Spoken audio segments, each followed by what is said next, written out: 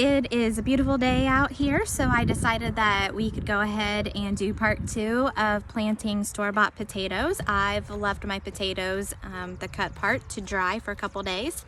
And if you notice, this part right here around the edges are all wrinkly. So it's nice and dry and still really firm. So they're ready to plant in the ground.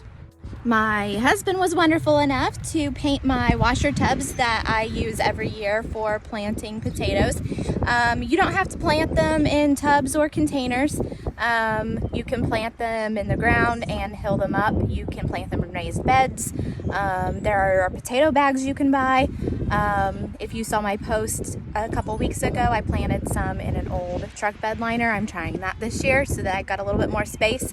The washer tub will not yield a lot of potatoes, but I like them because when they are ready to harvest, we can just tip them over and all the potatoes will fall out and I don't have to do a lot of digging, so it makes things easier for me.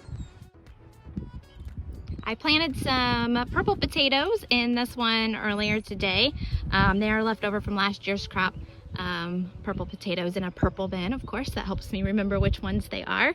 And in this one, I'm planting the red store-bought potatoes that we cut up in the last video.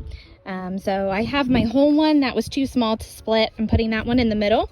And I'm just spreading these other ones a few inches apart. If you do them in a raised bed, like in my truck bed liner, I have them exactly 1 foot apart. If you do them in a row, about 1 foot apart, you'll get a larger yield from them. But I'm going to hill these up, and so the potatoes will continue to fill this entire bin. So that's okay with me, that they're a little bit closer together. So I've filled this up about 5 to 6 inches and dug down about 3 inches, and I'm going to plant my potato about 3 or 4 inches deep into the soil.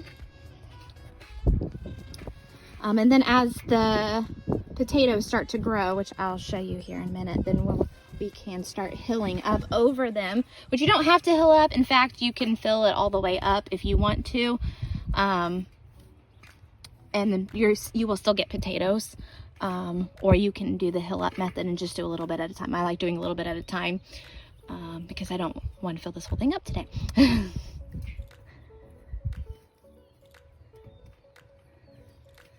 So I'm just going to cover them up a little bit.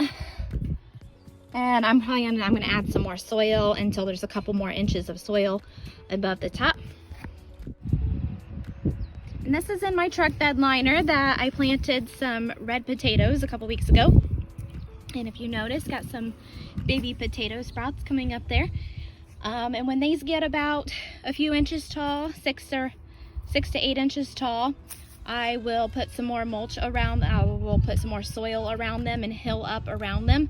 And then I will keep putting straw to keep the weeds down and mulch around them. And then we'll see what kind of yield that gets us this year. And I'm very excited about it. So if you have any questions about planting potatoes, leave them in the comments and I will do my best to answer them. Thank you. Okay, today we are going to do part 2 of planting store-bought potatoes, and I have left my potatoes to dry out,